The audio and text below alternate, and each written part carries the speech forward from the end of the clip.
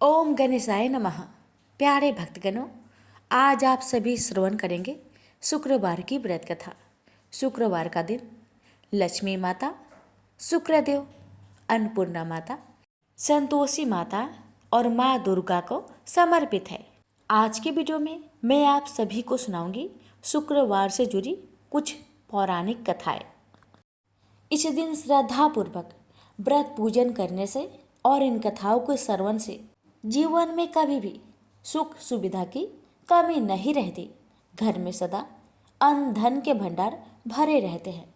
तो आइए श्रद्धापूर्वक श्रवण करते हैं कथा। एक गांव में एक साहूकार रहता था। साहूकार के एक बेटी थी।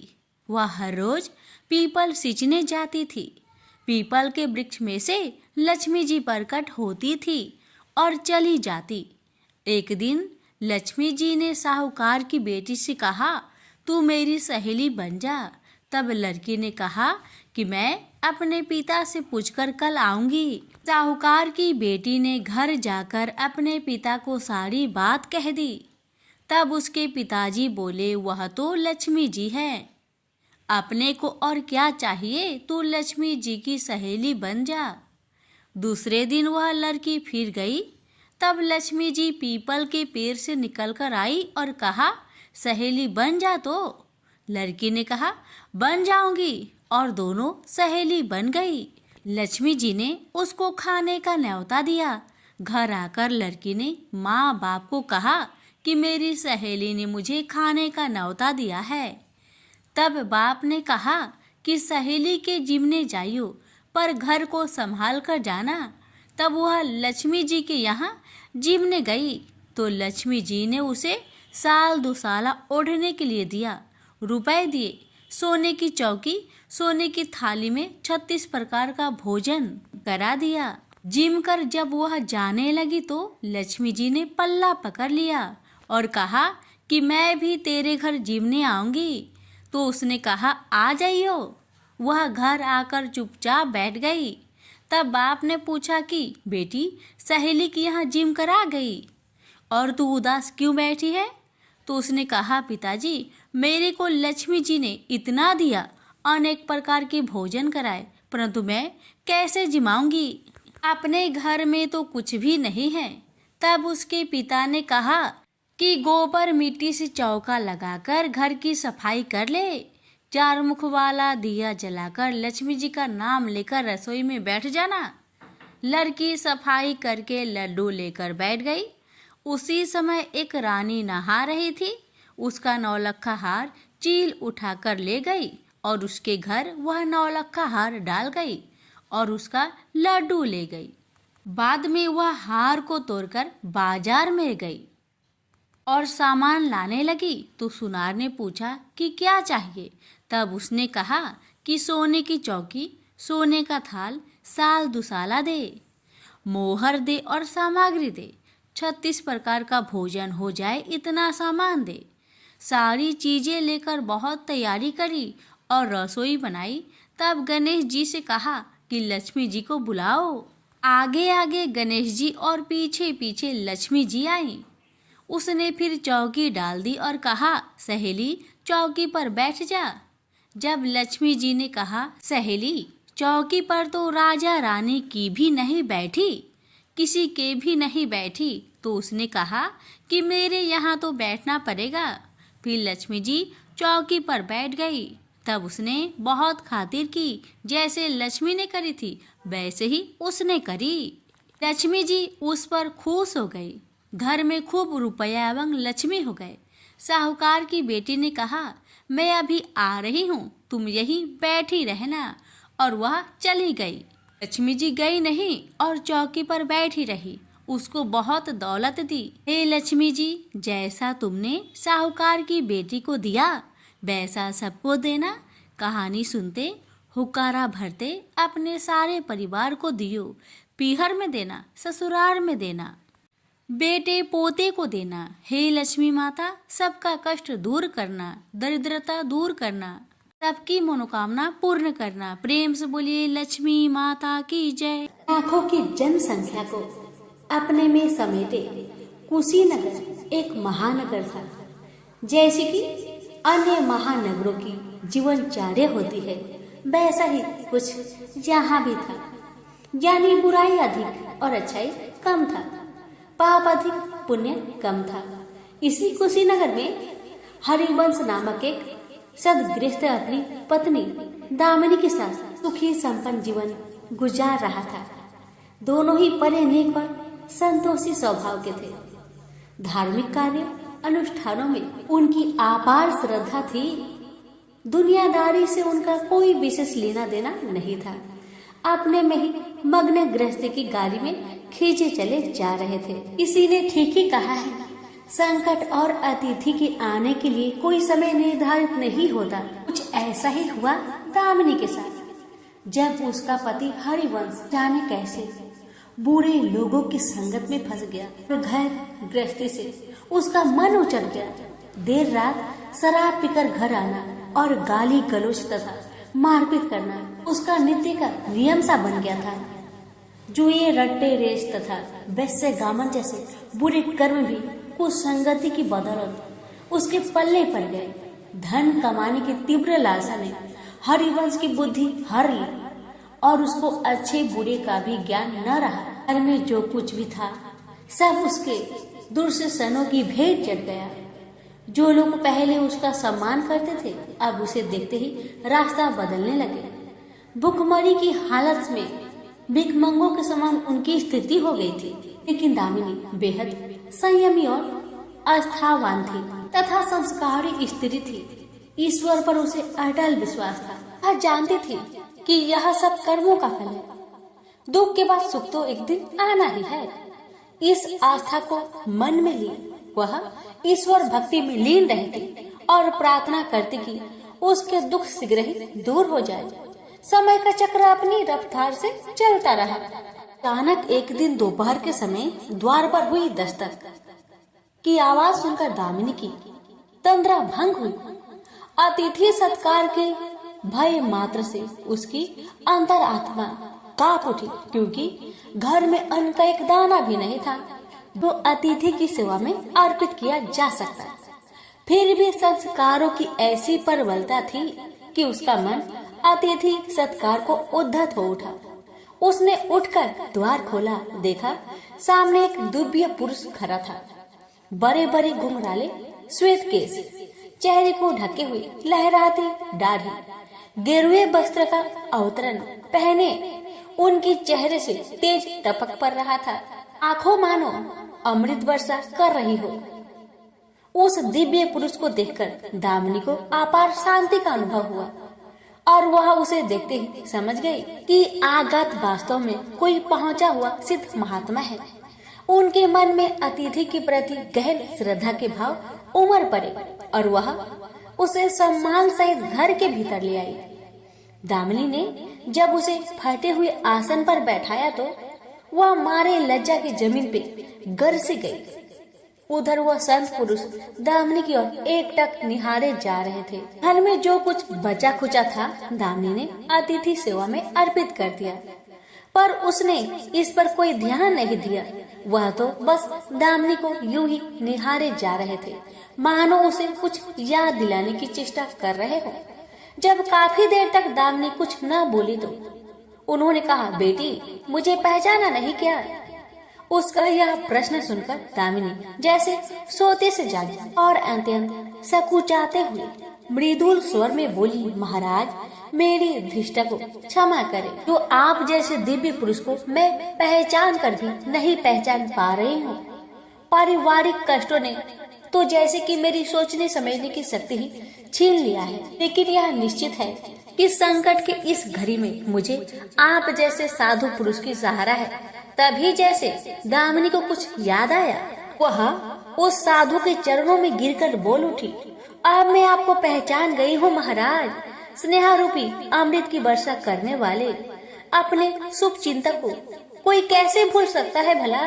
वास्तव में वह साधु मंदिर की राह के मध्य में बनी अपनी कुटिया के बाहर बट वृक्ष के नीचे बैठ साधना किए करते थे और मंदिर आने जाने वालों सभी श्रद्धालुओं से प्रणाम करके स्वयं को कृतार्थ अनुभव करते थे। दामिनी भी उनमें से एक थी। जब पिछले काफी दिनों से उसने उसे मंदिर की ओर आते जाते नहीं देखा तो उसकी कुशल क्षेम जानने के लिए पूछताछ करते हुए उसके घर की ओर आ निकले थे। हमने अभी अपनी सोच में ही डूबी हुई थी कि साधु महाराज ने मौन भंग किया। क्या कारण है पुत्री, तू आजकल मंदिर आती जाती दिखाई नहीं पड़ती? मुझे क्या कष्ट है बता, शायद मैं तेरी कुछ सहायता कर सकूं। व्यक्तिगत दुखों के बोझ तले दबा हो तो ऐसे में सहानुभूति के दो काफी बोल काफी होते हैं। दामिनी भी खुद पर संयम नहीं रख पाई और बिखर कर रोने लगी। तभी वह साधु वत्सल पूर्वक स्वर्ण में बोले, मन छोटा करने की समस्या हल नहीं होती। सुख दुख तो एक गाड़ी के दो पहियों के समान है, इनका आना जाना तो जिंदगी भर लगा ही रहता है। अपना दुख किसी को बता देने से मन हल्का हो जाता है। कुछ देर चुप रहने के बाद दामिनी ने बोलना शुरू किया, महाराज, सर्व सुखों से भरपूर था मेरा घर। कण कण में खुशियां का नृत्य होता था। पति भी नेक और ईमानदार थे। सदा जीवन उच्च विचार की आधारशिला पर टिकी हुई थी।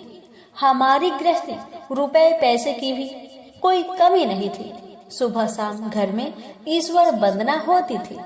लेकिन अचानक न जाने किसकी नजर लग गई। हमारा भाग्य हमसे टूट सा गया है। मेरे पति कुसंगति में फंसकर अपना सब कुछ गवा बैठे हैं। अब तो ऐसा लगता है जैसे वह भी साथ छोड़कर जाने को तैयार बैठा है। भिखारियों से भी बदतर स्थिति हो गई है हमारी। दामिनी की करुण व्यथा सुनकर साधु का हृदय हाहाकार कर उठा। वह द्रवित स्वर में बोल उठे, बेटी, कर्म का लेखा तो भोगना ही पड़ता है। तुम्हारे कष्टों का भी कर्मों से नाता है। लेकिन तुम चिंता ना करो, सब कुछ पहले जैसा हो जाएगा। दुख के बाद ही सुख आता है। दुख सहे बिना सुख की सच्ची अनुभूति हो ही नहीं सकती। तुम माँ लक्ष्मी के प्रति श्रद्धा जारी रखो। सबका उद्धार करने वाली प्रेम का छलकता सागर है माँ लक्ष्मी। अपने भक्तों पर सदैव उनकी कृपा दृष्टि रहती है। तुम संपूर्ण आस्था के साथ माँ वैभव लक्ष्मी का व्रत करना शुरू करो। तुम्हारी साधना अवश्य रंग लाएगी। दामिनी एक संस्कारी स्त्री थी। धर्म कर्म में उसकी आगाध आस्था थी। माँ वैभव लक्ष्मी के व्रत की बात सुनकर उसका चेहरा दमक उठा। बोली, महाराज, यदि इस व्रत को करने से मेरे परिवार पर आई विपदा टल सकती है तो मैं इसे जरूर करूंगी। आप मुझे बताएं कि इस व्रत को कब और कैसे किया जाता है। साधु महाराज दामिनी की भक्ति भावना देखकर प्रसन्न होकर बोले, बेटी, सारे जगत का कल्याण करने वाली माँ वैभव लक्ष्मी की व्रत की विधि में कल्याण तुम्हें बता रहा हूँ। प्रत्येक शुक्रवार को यह व्रत किया जाता है। सर्वप्रथम जितने शुक्रवार को यह व्रत करना हो उसका संकल्प लेकर माँ वैभव लक्ष्मी को मन ही मन प्रणाम करें। स्नान आदि से निवृत्त होकर स्वच्छ धवल वस्त्र पहनकर पूरब दिशा की ओर मुख करके आसन पर बैठे। सामने एक चौकी पर चावल की एक ढेरी लगाकर उस पर पानी से भरा कलश स्थापित करें जो तांबे का होना चाहिए। कलश को कटोरी से ढक दे और उस कटोरी में कोई भी स्वर्ण भूषण रखे। सोना ना हो तो चांदी का भूषण रखे। वह भी पास ना हो तो रुपए का सिक्का भी काम दे सकता है। शुद्ध घी का दीपक तथा अगरबत्ती जलाए और मन ही मन पूर्ण श्रद्धा के साथ माँ वैभव लक्ष्मी का जाप करते रहे। श्री यंत्र माँ लक्ष्मी का प्रिय यंत्र है, उसे सत सत नमन करे। फिर यंत्र उपलब्ध ना हो तो पुस्तक में दिए गए उसके स्वरूप से काम चल जाएगा। साथ ही माँ वैभव लक्ष्मी के सभी स्वरूप को नमस्कार करे। कटोरी में रखे गहने या रुपए पर हल्दी कुमकुम तथा अक्षत अर्पित करे। कोई भी मिष्ठान प्रसाद रूप में रखे। संभव ना हो पाए तो गुड़ या शक्कर से भी काम चला सकते हैं। फिर श्रद्धा पूर्वक माँ की आरती करे। 14 बार प्रेम सहित बोली, जय माँ वैभव लक्ष्मी। माँ वैभव लक्ष्मी मेरी मनोकामना पूरी करे।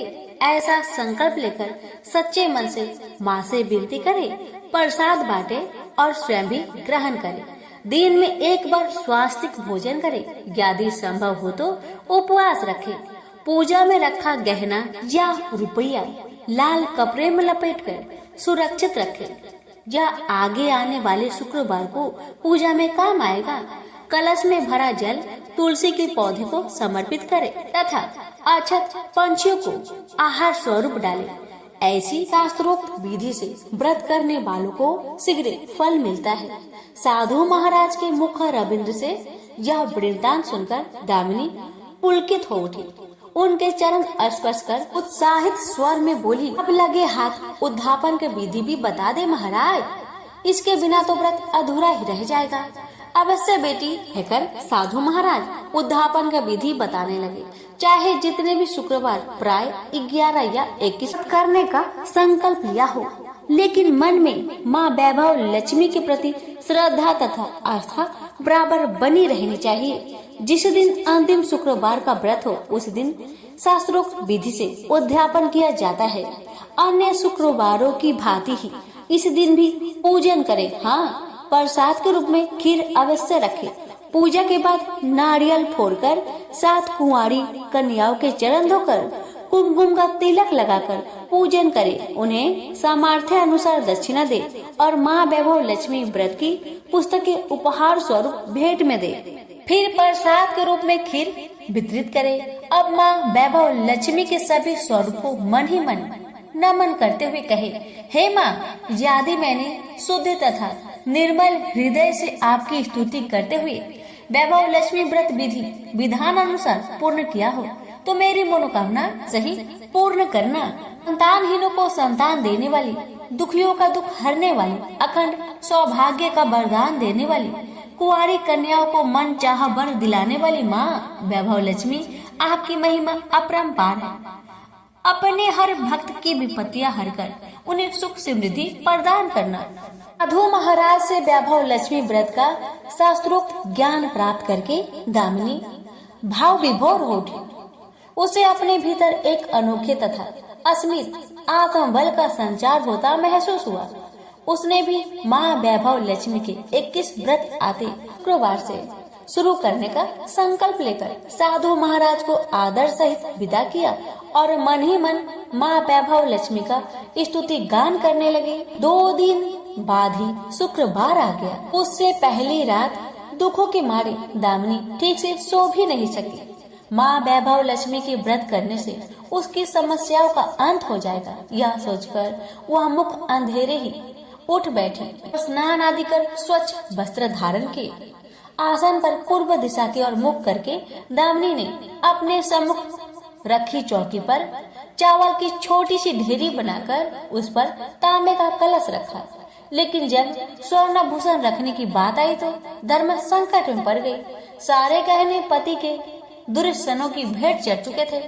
विवाहित स्त्री थी तो मंगल सूत्र भी उतार कर नहीं रख सकती थी और कोई गहना था ही नहीं। तभी उसे उस नन्ही पायलों का स्मरण आया जो उसने अपने आने वाली संतान के लिए बनवा कर रखे थे और अपने पति की निगाहों से भी बचा कर रखे थे। उसने झटपट वह पायल निकाली और गंगा जल से धोकर उसे शुद्ध करके कलश पर रखी, कटोरी में डाल दिया। डिब्बे के तली से बची खुची शक्कर निकालकर उसे प्रसाद के रूप में रखा और विधि अनुसार व्रत किया। सर्वप्रथम उसने अपने पति को प्रसाद दिया। आने वाला पूरा सप्ताह बड़ी ही हंसी खुशी से बीता। बात बात पर झल्ला उठने वाला उसका पति अपेक्षाकृत शांत तथा संयम रहा। कोई मारपीट तथा कलेश घर में नहीं हुआ।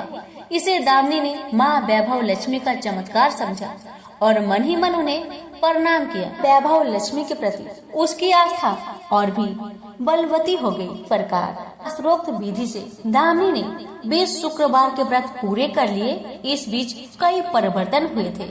उसका पति कुसंगति छोड़कर सीधे राह पर आ गया और उसका कामकाज भी जमने लगा था। घर में यदि किसी चीज की बहुतायत नहीं थी तो कमी भी नहीं रह गई थी। यह सब माँ वैभव लक्ष्मी के चमत्कार और दामिनी की आस्था का विश्वास का परिणाम था। 21वें शुक्रवार को व्रत का उद्यापन करना था। साधु महाराज के वचन अब भी मानो दामिनी के कानों में गूंज रहे थे। उनकी बताई विधि के अनुसार ही दामिनी ने शास्त्रोक्त विधि से उद्यापन किया। 7 कुंवारी कन्याओं को भोजन कराकर दक्षिणा दी। आसपास की सौभाग्यवती स्त्रियों में प्रसाद तथा वैभव लक्ष्मी व्रत कथा की पुस्तकें वितरित की। माँ वैभव लक्ष्मी के हर स्वरूप प्रणाम किया और कहा, आपकी महिमा निराली है माँ। आपने मेरे सारे दुख हर लिए, मेरी सभी मनोकामनाएं पूर्ण कर दी माँ। मेरा उजरा घर फिर से बस गया। मेरा यह नया जीवन आप ही की देन है माँ। मैं आजीवन आपकी पूजा अर्चना करूंगी और दूसरों को भी आपकी महिमा से अवगत कराकर वैभव लक्ष्मी व्रत रखने के लिए प्रेरित करूंगी। तो बोलिए प्रेम से, जय माँ वैभव लक्ष्मी की जय, आपकी सदा ही जय हो। संतोषी माता के व्रत को करने वाला कथा कहते वह सुनते समय हाथ में गुड़ व भुने चने रखे। सुनने वाली संतोषी माता की जय, संतोषी माता की जय, इस प्रकार जय जयकार मुख से बोलते जाए। कथा समाप्त होने पर हाथ का गुड़ चना गौ माता को खिलाए। कलश में रखा हुआ गुड़ चना सबको प्रसाद रूप में बांटे। कथा से पहले कलश को जल से भरे, उसके ऊपर गुड़ चने से भरा कटोरा रखे। कथा समाप्त होने और आरती होने के बाद कलश के जल को घर में सब जगह पर छिड़के और बचा हुआ जल तुलसी की क्यारी में डाल दे। 1.25 रुपए का गुड़ चना लेकर माता का व्रत करे।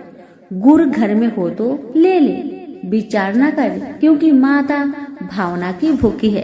कम ज्यादा का कोई विचार नहीं चाहिए। जितना भी आपसे बन पड़े अर्पण करे। श्रद्धा और प्रेम से प्रसन्न मन हो व्रत करना चाहिए। व्रत के उद्यापन में 2.5 सेर खाजा, मोमन दाल पूरी, खीर चने का साग नैवेद्य रखे। घी का दीपक जला संतोषी माता की जय जयकार बोले। नारियल फोड़े। इस दिन घर में कोई खटाई न खाए और न किसी को खाने को दे। इस दिन 8 लड़कों को भोजन कराए। देवर जेठ के लड़के मिलते हो तो दूसरों को न बुलाना। कुटुंब में न मिले तो ब्राह्मण के रिश्तेदारों के या फिर पड़ोसियों के लड़के को बुलाए। उन्हें खटाई की कोई वस्तु ना दे तथा भोजन कराकर यथाशक्ति दक्षिणा दे। नगद पैसे ना दे, कोई वस्तु दक्षिणा में दे। व्रत करने वाला कथा सुन प्रसाद ले, एक समय भोजन करे। इस तरह से माता प्रसन्न होगी और दुख दरिद्रता दूर होकर मनोकामना पूरी होगी। अब सुनिए कथा। पहले बोलिए संतोषी मैया की जय हो। एक बुढ़िया थी, उसके 7 पुत्र थे। 6 कमाने वाले और एक निकम्मा था। बुढ़िया माँ 6 पुत्रों की रसोई बनाती, भोजन कराती और जो बचता वह 7वें को देती थी।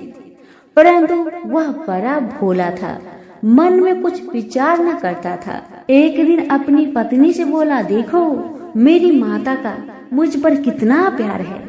वह बोली, क्यों नहीं, सबका जूठा बचा हुआ तुमको जो खिलाती है। वह बोला, ऐसा भी कहीं हो सकता है। मुझे तुम्हारी बातों पर भरोसा नहीं। जब तक मैं अपनी आँखों से ना देख लूं, मैं मान नहीं सकता। पत्नी ने कहा, देख लोगे तब मानोगे। कुछ दिन बाद बड़ा त्योहार आया। घर में 7 प्रकार के भोजन और चूरमा के लड्डू बने। वह जांचने को सिर दर्द का बहाना बनाकर पतला कपड़ा सिर पर ओढ़कर रसोई में सो गया और कपड़े में से सब कुछ टुकुर टुकुर देख रहा था। 6 भाई भोजन करने आए। उसने देखा माँ ने उनके लिए सुंदर सुंदर आसन बिछाए, 7 प्रकार की रसोई परोसी। वह आग्रह करके उन्हें जिमाती है। वह देखता रहा। 6 भाई भोजन करके उठे, तब जूठी थालियों में से लड्डू के टुकड़ा उठाकर एक लड्डू बनाया। जूठन साफ कर माँ ने उसे पुकारा, उठ बेटा, 6 भाई भोजन कर गए, अब तू ही बाकी है, उठ ना। कब खाएगा? वह कहने लगा, माँ मुझे भोजन नहीं करना, मैं परदेश जा रहा हूँ। माता ने कहा, कल जाता हो तो आज चला जा। वह बोला, हाँ हाँ आज ही जा रहा हूँ। यह कहकर वह घर से निकल गया। चलते समय पत्नी की याद आई। वह गौशाला में कंडे थाप रही थी। वह जाकर बोला, हम जावे परदेश को, आवेंगे कुछ काल, तुम रहियो संतोष से धर्म अपनो पाल। वह बोली, जाओ पिया आनंद से, हमरो सोच हटाए, राम भरोसे हम रहे, ईश्वर तुम्हें सहाय। देवो निशानी अपनी देख धरु मन धीर, सुधी हमारी ना बिसारियो रखियो मन गंभीर। वह बोला, मेरे पास तो कुछ नहीं, यह अंगूठी है, सो ले लो और अपनी निशानी मुझे दे। वह बोली, मेरे पास क्या है, यह गोबर भरा हाथ है। यह कह उसकी पीठ में गोबर की हाथ की थप्पी मार दी। वह चला गया। चलते चलते दूर देश में पहुंचा।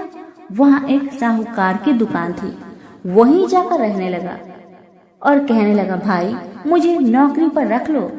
साहूकार को जरूरत भी थी तो वह बोला, ठीक है रह जा। लड़के ने पूछा, तनख्वाह क्या दोगे? साहूकार ने कहा, काम देखकर दाम मिलेगा। साहूकार की नौकरी मिली। वह सवेरे 7 बजे से रात तक नौकरी करने लगा।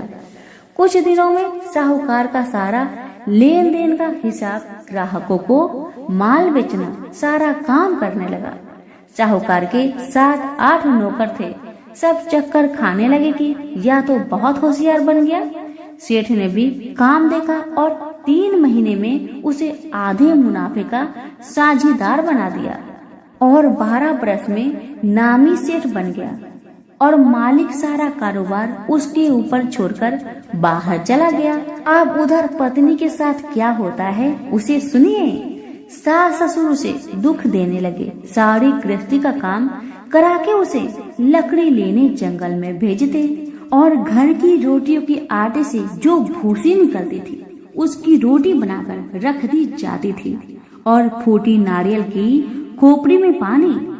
इस तरह दिन बीतते रहे। एक दिन की बात है, वह लकड़ी लेने जा रही थी कि रास्ते में बहुत सी स्त्रियां संतोषी माता की व्रत करती दिखाई दी। वहीं खड़ी हो वह भी कथा सुन और बहनों से बोली, बहन तुम किस देवी देवता का व्रत करती हो और इसके करने से क्या फल होता है? इस व्रत के करने की विधि क्या है? यदि तुम अपने इस व्रत का विधान मुझे समझाकर कहोगी तो मैं भी तुम्हारा बड़ा एहसान मानूंगी।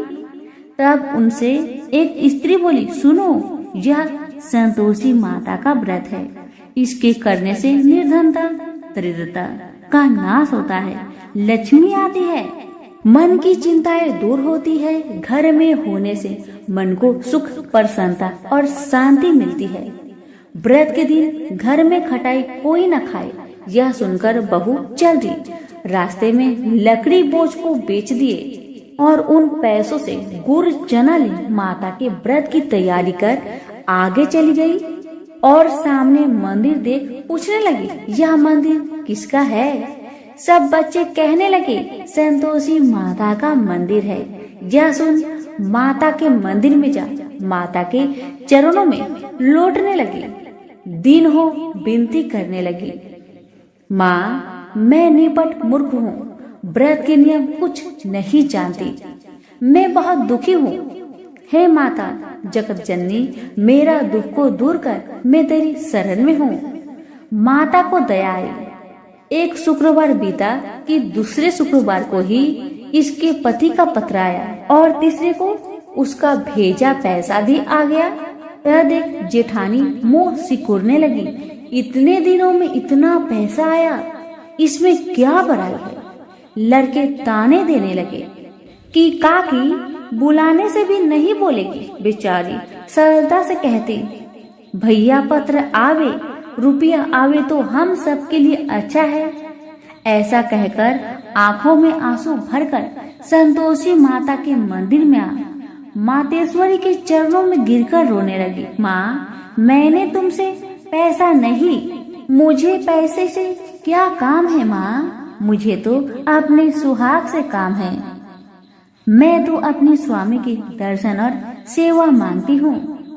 तब माता ने प्रसन्न होकर कहा, जा बेटी तेरी स्वामी आएगा। यह सुन खुशी से बावली हो घर का काम काज करने लगी। अब संतोषी माँ विचार करने लगी, इस भोली पुत्री से मैंने तो कह दिया तो उसका पति आएगा, पर आवेगा कहाँ से? वह तो इसे सपने में भी याद नहीं करता। उसे याद दिलाने के लिए मुझे जाना पड़ेगा। इस तरह माता बुढ़िया के सपना में जा प्रकट हो कहने लगी, साहूकार के बेटे, सोता है या तू जागता है? वह बोला, माता सोता भी नहीं जागता भी नहीं, बीच में ही हूँ, कहो क्या आज्ञा है? माँ कहने लगी, तेरा घर बार कुछ है या नहीं? वह बोला, मेरा सब कुछ है माँ, बाप भाई बहन व पत्नी, क्या कमी है? माँ बोली, भोले पुत्र, तेरी स्त्री घोर कष्ट उठा रही है, तेरे माँ बाप उसे दुख दे रहे हैं, वह तेरे लिए तरस रही है, तू उसकी सुधि ले। वह बोला, माता यह तो मुझे मालूम है, परंतु जाऊं कैसे? परदेश की बात है, लेन देन का कोई हिसाब नहीं, जाने का कोई रास्ता नजर नहीं आता माँ, कैसे चला जाऊं? माँ कहने लगी, मेरी बात मान, सवेरे नहा धोकर माता का नाम ले, घी का दीपक जला, दंडवत कर दुकान पर बैठ जा, देखते देखते तेरा लेन देन चुक जाएगा, माल बिक जाएगा, साज होते होते धन का ढेर लग जाएगा। तब सवेरे बहुत जल्दी उठ उसने लोगों से अपने सपने की बात कही, तो वे सब उसकी बात अनसुनी कर दिल लगी उड़ाने लगे कि कहीं सपने भी सच होते हैं। एक बूढ़ा बोला, देख भाई मेरी बात मान, इस तरह साच झूठ करने के बदले देवता ने जैसा कहा है वैसा ही करो, तेरा इसमें क्या जाता है? अब बूढ़े की बात मानकर नहा धोकर संतोषी माता को दंडवत कर घी का दीपक जलाकर दुकान पर बैठ गया। थोड़ी देर में क्या देखता है कि दिन वाले रुपए लाए, लेने वाले हिसाब लेने लगे, कोठे में भरे सपनों के खरीदार नगद दाम में सौदा करने लगे। शाम तक धन का ढेर लग गया। माता का यह चमत्कार देख खुश हो मन में माता का नाम ले घर जाने की वास्ते गहना कपड़ा खरीदने लगा और वहाँ के काम से निपटकर तुरंत रवाना हुआ। वहाँ पत्नी बेचारी जंगल में लकड़ी लेने जाती, लौटते वक्त माता जी की मंदिर में विश्राम करती है। वह तो उसका रोज रुकने का स्थान ठहरा। दूर से धूल उठती देखकर वह माता से पूछती है, हे माता यह धूल कैसे उड़ रही है? माँ कहती है, हे पुत्री तेरा पति आ रहा है, अब तू ऐसा कर लकड़ियों के 3 बोझ बना ला, एक नदी के किनारे रख, दूसरा मेरे मंदिर पर और तीसरा अपने सिर पर रख। तेरे पति को लकड़ी का गट्ठा दिख मोह पैदा होगा, वह वहाँ रुकेंगे, नाश्ता पानी बना खा पीकर माँ से मिलने जाएगा। तब तू लकड़ी का बोझ उठाकर जाना और बीच में चौक के गट्ठा डालकर 3 आवाजें लगाना, लो सासू जी लकड़ियों का गट्ठा लो, भूसे की रोटी दो, नारियल के खोपरे में पानी दो, आज मेहमान कौन आया है? माँ की बात सुन उसने कहा, बहुत अच्छा माता, कहकर प्रसन्न हो लकड़ियों के 3 गट्ठे ले आई, एक नदी के तट पर, एक माता के मंदिर पर रखा। इतने में ही मुसाफिर आ पहुंचा। सूखी लकड़ी देख उसके पति की इच्छा हुई कि यही निवास करे और भोजन बना खा पीकर गांव जाए। इस प्रकार भोजन बना विश्राम करके वह गांव को गया।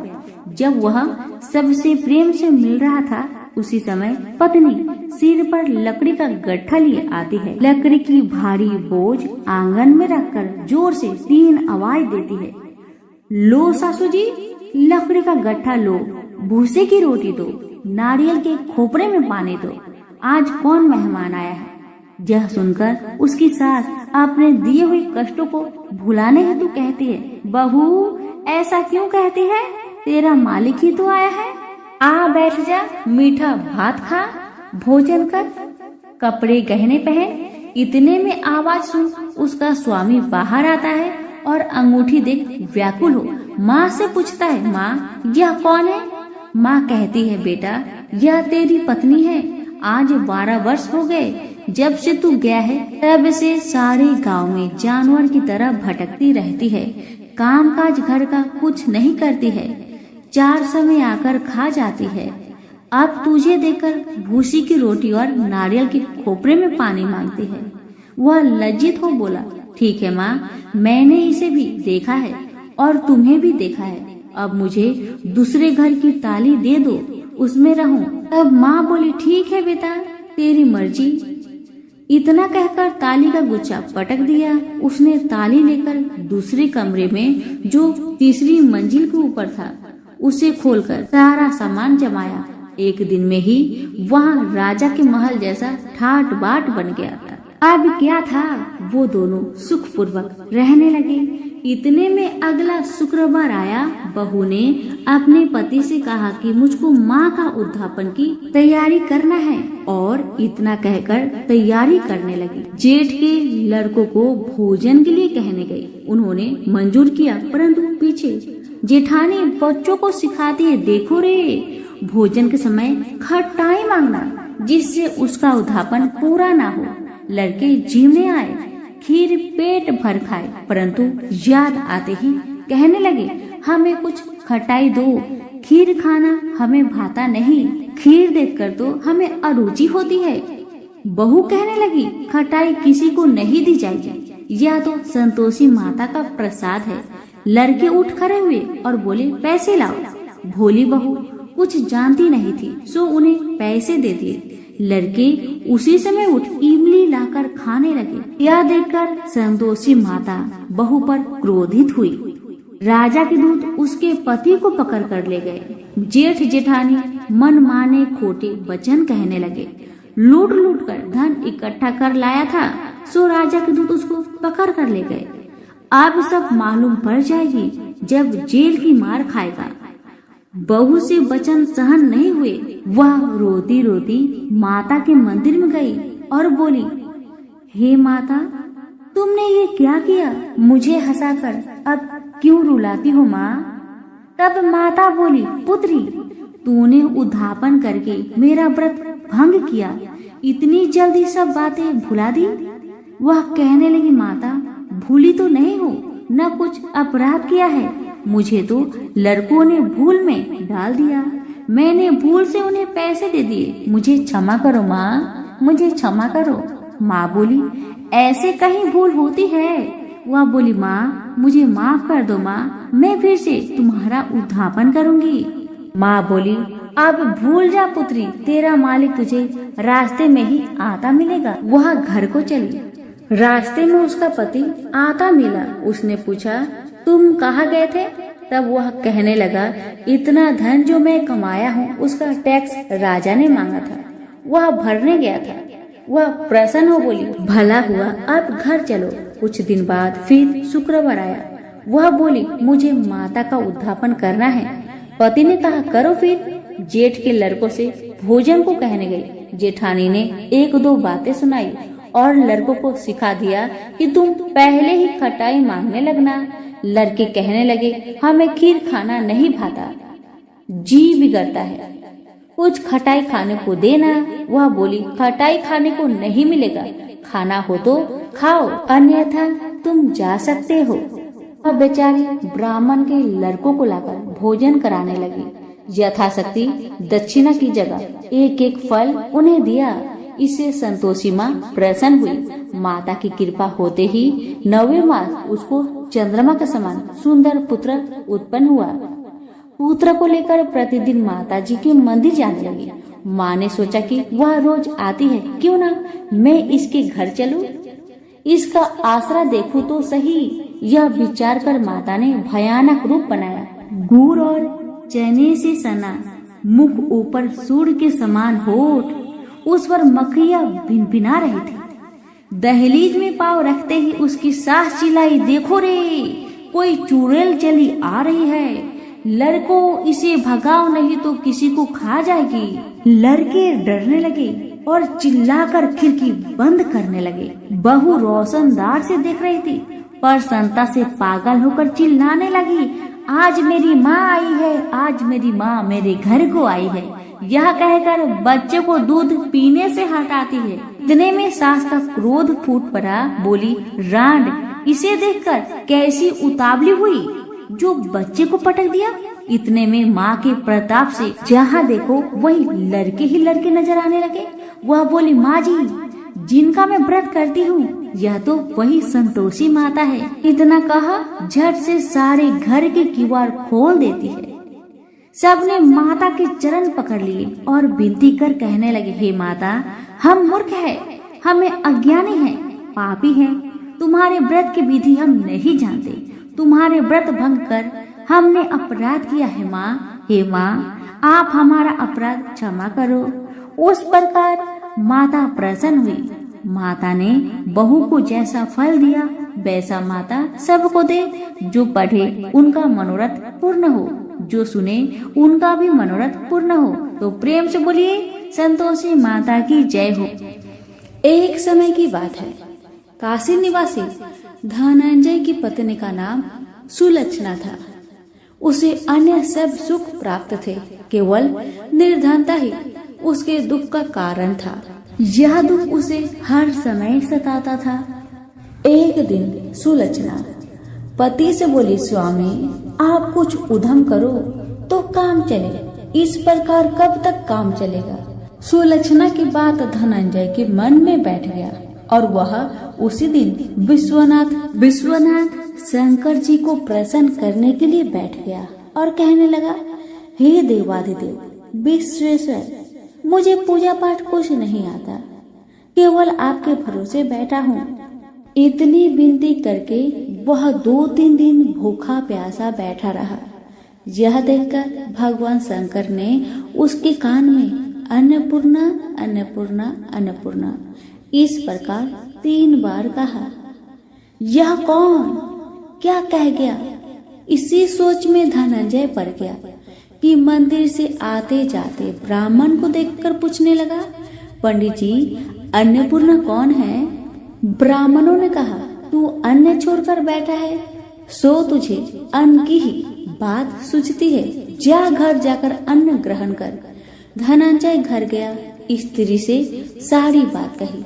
वह बोली, नाथ आप चिंता ना करें, स्वयं शंकर जी ने यह मंत्र आपको दिया है, वे स्वयं ही खुलासा करेंगे, आप फिर जाकर उनकी आराधना करें।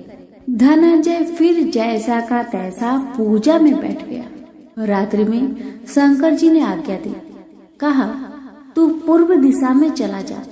वह अन्नपूर्णा का नाम जपता जाता और रास्ते में फल खाता, झरनों का पानी पीता जाता। इसी प्रकार कितने ही दिनों तक चलता गया। वहां उसे चांदी सी चमकती वन की शोभा दिखने में आई।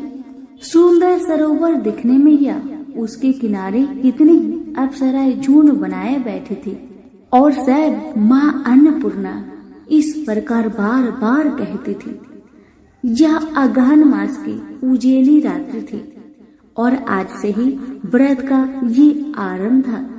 जिस शब्द की खोज करके वह निकला था वह उसे वहां सुनने को मिला। धनंजय ने उनके पास जाकर पूछा, हे देवियों आप यह क्या कर रही हो? उन सब ने कहा, हम सब माँ अन्नपूर्णा का व्रत करते हैं। व्रत करने से क्या होता है? यह किसी ने किया भी है, इसे कब किया जाए? कैसा व्रत है और कैसी विधि है, मुझे भी कहो। वे कहने लगे, इस व्रत को सब कोई कर सकता है। 21 दिन तक के लिए 21 गांठ का सूत लेना चाहिए। 21 दिन या दिन ना बने तो 1 दिन उपवास करे, या भी ना बने तो केवल कथा सुनकर प्रसाद ले। निराहार रहकर कथा कहे, कथा सुनने वाला कोई ना मिले तो पीपल के पत्तों को रख, सुपारी या घृत कुमारी वृक्ष को सामने कर, दीपक को साक्षी कर, सूर्य, गाय, तुलसी या महादेव को बिना कथा सुनाए मुख में दाना न डाले। यदि भूल से कुछ पड़ जाए तो 1 दिवस फिर उपवास करे। व्रत के दिन क्रोध न करे और झूठ न बोले। धनंजय बोला, इस व्रत के करने से क्या होगा? वे कहने लगी, इसके करने से अंधों को नेत्र मिले, लूलों को हाथ मिले, निर्धन के घर धन आए, बाझिन को संतान मिले, मूर्खों को विद्या आए। जो जिस कामना से व्रत करे माँ उसकी इच्छा पूरी करती है। वह कहने लगा, बहनों मेरे भी धन नहीं है, विद्या नहीं है, कुछ भी तो नहीं है, मैं तो दुखिया ब्राह्मण हूँ, मुझे इस व्रत का सूत दोगी? हाँ भाई, तेरा कल्याण हो, तुझे देगी, ले इस व्रत का मंगल सूत्र ले। धनंजय ने व्रत किया। व्रत पूरा हुआ तभी सरोवर में से 21 खंड की स्वर्ण सीढ़ी हीरा मोती जड़ी प्रकट हुई। धनंजय जय अन्नपूर्णा अन्नपूर्णा कहता जाता था। इस प्रकार कितनी ही सीढ़ियां उतर गया तो क्या दिखता है कि करोड़ों सूर्य से प्रकाशमान अन्नपूर्णा माँ का मंदिर है। उसके सामने स्वर्ण सिंहासन पर माता अन्नपूर्णा विराजमान है। सामने भिक्षा हेतु शंकर भगवान खड़े हैं। देवगनाएं चंवर डुलाती है। कितनी ही हथियार बांधे पहरा देती है। धनंजय दौड़कर जगदम्बा के चरणों में गिर गया। देवी उसकी मन का कलेश जान गई। धनंजय कहने लगा, माता आप तो अंतर्यामिनी हो, आपको अपनी दशा क्या बताऊं। माता बोली, मेरा व्रत किया है, जा संसार तेरा सत्कार करेगा। माता ने धनंजय की जिह्वा पर बीज मंत्र लिख दिया। अब तो उसके रोम रोम में विद्या प्रकट हो गई। इतने में क्या देखता है कि वह काशी विश्वनाथ के मंदिर में खड़ा है। माँ का वरदान ले धनंजय घर आया। सुलक्षणा से सब बात कही। माता जी की कृपा से उसके घर में संपत्ति उमड़ने लगी। छोटा सा घर बहुत बड़ा गिना जाने लगा। जैसे शहद के पत्तों में मक्खियाँ जमा होती है, उसी प्रकार उनके सगे संबंधी आकर उसकी बड़ाई करने लगे। कहने लगे, इतना धन और इतना बड़ा घर, सुंदर संतान नहीं हो तो इस कमाई का कौन भोग करेगा। सुलक्षणा से संतान नहीं है, इसलिए तुम दूसरा विवाह करो। अनिच्छा होते हुए भी धनंजय को दूसरा विवाह करना पड़ा और सती सुलक्षणा को सौत का दुख उठाना पड़ा। इस प्रकार दिन बीतते गया। फिर अगहन मास आया। नए बंधन से बंधे पति से सुलक्षणा ने कहलाया कि हम व्रत के प्रभाव से सुखी हुए हैं, इस कारण यह व्रत छोड़ना नहीं चाहिए। यह माता जी का प्रताप है जो हम इतने संपन्न और सुखी है। सुलक्षणा की बात सुन धनंजय उसके यहाँ आया और व्रत में बैठ गया। नई बहू को इस व्रत की खबर नहीं थी। वह धनंजय के आने की राह देख रही थी। दिन बीतते गए और व्रत पूर्ण होने में 3 दिवस बाकी थे कि नई बहू को खबर पड़ी। उसके मन में ईर्ष्या की ज्वाला दहक रही थी। सुलक्षणा के घर आ पहुंची और उसने वहां भगदड़ मचा दी। वह धनंजय को अपने साथ ले गई। नए घर में धनंजय को थोड़ी देर के लिए निद्रा ने आ दबाया। इसी समय नई बहू ने उसका व्रत का सूट तोड़कर आग में फेंक दिया। अब तो माता जी का कोप जाग गया। घर में अकस्मात आग लग गई। सब कुछ जलकर खाक हो गया। सुलक्षणा जान गई और पति को फिर अपने घर ले आई। नई बहू उठकर पिता के घर जा बैठी। पति को परमेश्वर मानने वाली सुलक्षणा बोली, नाथ घबराना नहीं, माता जी की कृपा अलौकिक है। पुत्र कुपुत्र हो जाता है पर माता कुमाता नहीं होती। अब आप श्रद्धा और भक्ति से आराधना शुरू करो, वे जरूर हमारा कल्याण करेगी। धनंजय फिर माता के पीछे पड़ गया। फिर वही सरोवर सीढ़ी प्रकट हुई। उसमें माँ अन्नपूर्णा कहकर वह उतर गया। वहां जा माता जी के चरणों में रुदन करने लगा। माता प्रसन्न हो बोली, यह मेरी स्वर्ण की मूर्ति ले, उसकी पूजा करना, तू फिर सुखी हो जाएगा। जा, तुझे मेरा आशीर्वाद है। तेरी स्त्री सुलक्षणा ने श्रद्धा से मेरा व्रत किया है, उसे मैंने पुत्र दिया है। धनंजय ने आंखें खोली तो खुद को काशी विश्वनाथ के मंदिर में खड़ा पाया। वहां से फिर उसी प्रकार घर को आया। इधर सुलक्षणा के दिन चढ़े और महीने पूरे होते ही पुत्र का जन्म हुआ। गांव में आश्चर्य की लहर दौड़ गई। मानता आने लगा इस प्रकार उसी गांव के निसंतान सेठ के पुत्र होने पर उसने माता अन्नपूर्णा का मंदिर बनवा दिया। उसमें माताजी धूमधाम से पधारी, यज्ञ किया और धनंजय को मंदिर का आचार्य का पद दे दिया। जीविका के लिए मंदिर की दक्षिणा और रहने के लिए बड़ा सा सुंदर भवन दिया। धनंजय स्त्री पुत्र सहित वहां रहने लगा। माताजी की चढ़ावे में भरपूर आमदनी होने लगी। उधर नई बहू के पिता के घर डाका पड़ा, सब लूट गया। वे भीख मांगकर पेट भरने लगे। सुलक्षणा ने यह सुना तो उन्हें बुलावा भेजा, अलग घर में रख लिया और उनके अन्न वस्त्र का प्रबंध कर दिया। धनंजय, सुलक्षणा और उसका पुत्र माताजी की कृपा से आनंद से रहने लगे। माताजी ने जैसे इनके भंडार भरे वैसे सबके भंडार भरे। प्रेम से बोलिए अन्नपूर्णा माता की जय हो। लक्ष्मी माता और अलक्ष्मी की कहानी।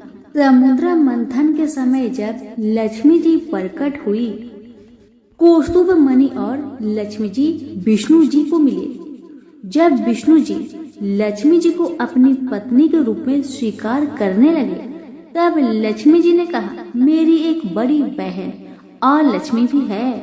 और सनातन धर्म में कहा गया है कि पहले बड़ी बहन का विवाह होने के बाद ही छोटी बहन का विवाह होता है। आप पहले मेरी बड़ी बहन और लक्ष्मी का विवाह संपन्न कराए। तब एक उद्धालक नामक तपस्वी से विष्णु जी ने और लक्ष्मी का विवाह कर दिया। और लक्ष्मी के लाल नेत्र, दुर्बल शरीर, रूखे बाल थे, किंतु विष्णु जी के वाक्य के अनुसार उद्धालक ने उनसे विवाह किया और उन्हें अपने आश्रम ले गए। आश्रम में हवन सामग्री, वेद मंत्र, इन सब के होने के कारण लक्ष्मी को बहुत परेशानी हुई। उसने कहा, यह स्थान मेरे रहने योग्य नहीं है, जहाँ यज्ञदान आदि अतिथियों का सत्कार और पति पत्नी प्रेम से रहे। मैं वहाँ नहीं रह सकती। जहाँ दिन रात लड़ाई झगड़े हो, अतिथियों का सत्कार ना होता हो, मुझे ऐसा स्थान प्रिय है। तो उद्धालक और लक्ष्मी के साथ उनके लिए निवास स्थान ढूंढने के लिए निकले और उसको एक पीपल के वृक्ष के नीचे बैठा दिया। कहा कि जब तक मैं वापस ना लौटूं तब तक तुम यहीं पर रहना। जैसे ही कुछ समय बीत गया, लक्ष्मी वहीं बैठी रही, किंतु उद्धालक वापस नहीं आया। लक्ष्मी ने विलाप करना शुरू किया और उसका विलाप सुनकर लक्ष्मी जी ने विष्णु जी से कहा कि मेरी बहन किसी परेशानी में है, उसके रुदन की आवाज आ रही है। तब विष्णु जी और लक्ष्मी के पास आए और विष्णु जी ने लक्ष्मी को कहा कि पीपल का वृक्ष भी मेरा ही रूप है, तुम इसी वृक्ष पर निवास करो। अब जो तुम्हारी नित्य पूजा करेगा, तुम उनकी सब मनोकामना को पूर्ण करो। तभी से लक्ष्मी का निवास स्थान पीपल के वृक्ष पर है। विष्णु जी का स्वरूप होने के कारण और लक्ष्मी जी की बड़ी बहन का निवास स्थल होने के कारण पीपल का वृक्ष हमारे लिए पूजनीय है। प्रेम से बोलिए लक्ष्मी नारायण की जय हो।